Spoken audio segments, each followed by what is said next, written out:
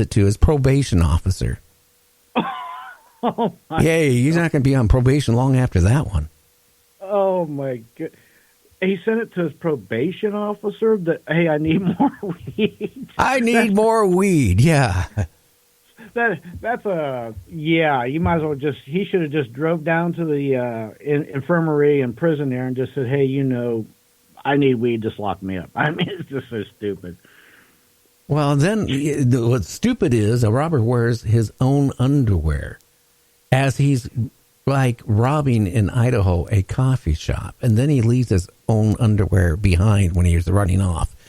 Doug, DNA, they can catch him really fast, but man, I would not like to touch his shorts. I could just see the police. Kind of reminds me of the scene from Porky's.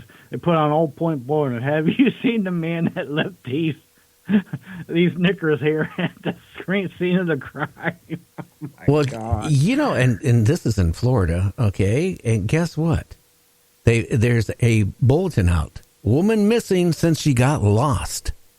Yeah, no kidding. Gee, that's a pretty good reason, isn't it? Oh, yeah. Well, you know what? I don't know if I want to have any more dogs around. Because, how could you be sound asleep and wake up and find that your dog just chewed off some of your toes while you were sleeping? How could you sleep while your toes are being eaten? I got to tell you what, you really got to knock yourself out. I've never heard. That is bizarre. That is a bizarre story, right? In there. Indiana, what do you expect? I mean, a man wakes up to find his dog chewed off his toes. Gee, many Christmas. Did he not feed the dog, or was this guy asleep a long time? I don't know. You know what? I wake up when my wife wakes me up when she snores. She wakes me up when she rolls over and slaps me in the face with her hand when she rolls over. Could you imagine having a dog and eating your toes and you're not waking up? Either you went on a drinking binge, or you took some drugs, or you done something, because I tell you what. Wouldn't you? I mean, even when I get a, what do you call it, ingrown toenail on my big toe, it hurts to roll over to, take care of it. And a dog eating your toes, and you're not feeling it? That's crazy. That's bizarre. I can say this much. We know where the little piggies went to market. They went to the dog pound. Jeez. They went somewhere. I'm looking at all my routers here, and we're on the line, but I hate to say it, the Wi-Fi isn't working, so I know one of my kids are going to come home and automatically reboot the Wi-Fi, from remotely, and guess what'll happen to us? Oh, boy. That will, I know what'll happen. It'll be a little mini nightmare and shut you down. Could you imagine having a 19-month-old child and in a contest for a fundraiser, the child wins, guess what? Boy, I'm afraid to ask. A shotgun. What? Yes, a 19-month-old wins a shotgun. Oh, the shotgun's probably twice the size of a kid. Well, they got the picture, and it's probably about 3 times the size of the kid. Oh, and then, can you imagine, your dad's drunk in your car, right? Your father, he's drunk. So you're going to drive him home. The only problem is you're 8 years old. The police don't like that. Not usually. Not at all. That's Louisiana police state police did not like that too well. Oh, boy. Now, I was driving when I was 8, but it was out in the hayfields and stuff. It wasn't, to drive my drunken relatives around. Jeez.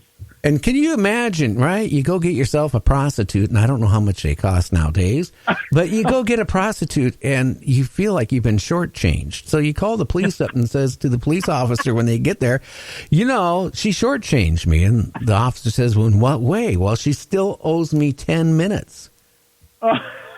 Guess who got the citation?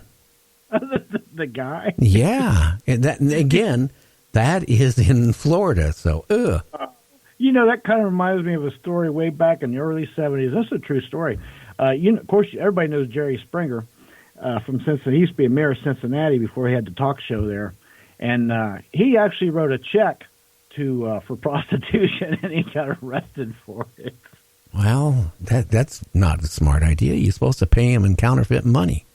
Yeah, or at least not checks, not a paper trail where they can say, oh, yeah, I cashed this check to the order of Flois on the corner of Fifth Street. Jesus.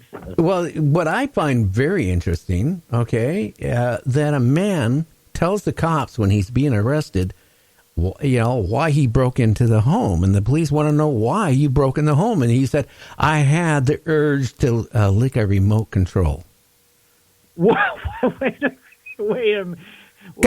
Berger broke in a house. He got caught.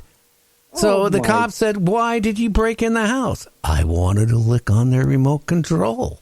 Doesn't that make logical sense? I had the urge. Oh, my goodness. That just tells me there is something severely mentally wrong with a guy. Now, did he randomly pick a house, or was he, profiling a house, I wonder? Jeez. I have no idea, but I tell you what, that is probably one of the most lamest thing it is. Could you imagine being sitting incarcerated in this? Like, I'm in here for fighting. I'm in here for stealing. What are you in here for? Oh, I was licking remotes. I was like, come on. Oh my God. And could you imagine somebody is coming for your bedroom window? And when you call the police and you're pointing your gun at this guy that broke in, he goes, well, I only broke in to tell you that somebody was trying to break into your house. Duh. I think you're the guy breaking in. But hey, well, what? I guess when you get caught, you got to come up with a quick lie, don't you? Yeah, well, probably he was telling on himself. He was doing the right thing. He just probably failed to drop his name in there, but jeez, that's crazy. Now, what do you have? You got some funny ones, I hope. Well, this one here, a Disney World worker was carrying a bunch of, them helium-filled balloons, and they had so many of them that when the wind kicked up, it almost took them away, like up into the air. So I guess the moral there is, on windy days, do not carry more helium-filled balloons than, could launch you into orbit. I mean, come on. Well, there was a guy about 20 years ago. I did that out of California. He took a launch chair and he put a whole bunch of helium balloons onto it and tied it on. And he actually went up, and he had a BB rifle with him. And, he figured after he would, get up so high, he'd start popping the balloons to come back down. Unfortunately, 30 miles later, the balloons started popping as he was going up. He did come down, and he did survive. I remember that story. I remember that story, too, and I got to tell you something. You really got to have some cojones, because let me tell you something. You could have got blown into high-powered lines going across country, then big high-powered ones. You could have run into an aircraft, building, trees, or they could have all just popped on and you'd have fell a few thousand feet or something. That's just, boy, you're really asking for it to do that, I'll tell you. Well, only in Montana, a man was killed as he was trying to create a Bigfoot hoax.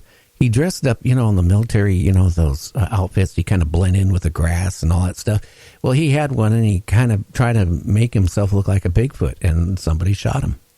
Ghillie suit. I didn't hear about that, but I've always wondered, because there's all these people I've seen on some of these shows that they go out there in ghillie suits, laying in wait for Bigfoot. Well, what if other people out looking like you've talked, people knocking, and they're knocking to each other and they're thinking there's a Bigfoot, but they're really talking to each other? What if somebody's out there trying to find Bigfoot or hoaxing and gets shot? And there you go. It finally happened. Yeah, only in Montana. And then you can imagine you're really a stoner, right? And you call the cops because somebody stole your hash pipes, right? So the cops come out to investigate your claim that somebody stole your pot pipes or hash pipes or whatever they're called nowadays, and then find you have a major growing operation in one of your rooms. Duh, that's not a smart thing to do. I would just rope the thing off if somebody stole it. Exactly. That reminds me of the story a couple of years ago where this guy was so freaking high on cocaine that he thought his friend stole his cocaine. And so he called the police and said, look, my friend, we're getting high. He was so high he didn't know what he was saying. He said, my friend stole my cocaine. I want to press charges. Well, the cops is on their way to come there, and while they're coming, the guy found his cocaine. So when the cops come, he's tried to say, "Oh no, I found it. It's okay now."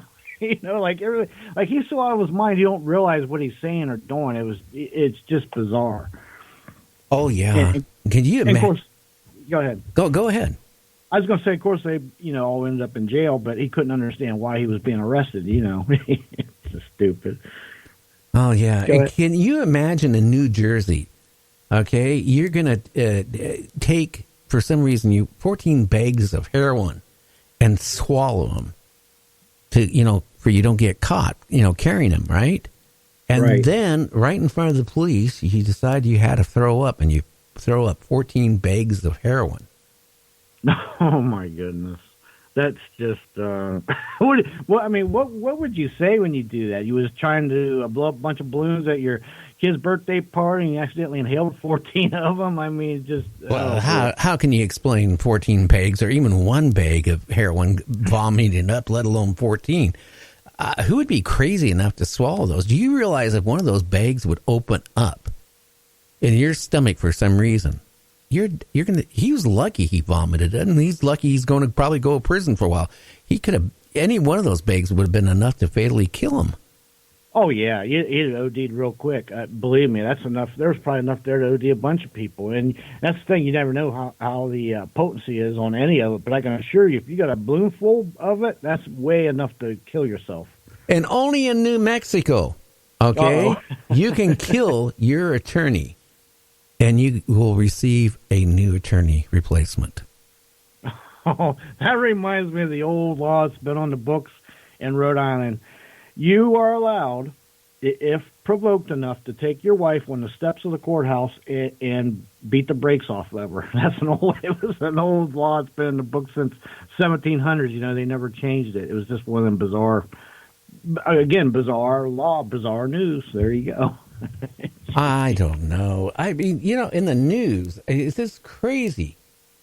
Like in Oregon, a lion tries to eat a kid. It was dressed like a zebra with an outfit.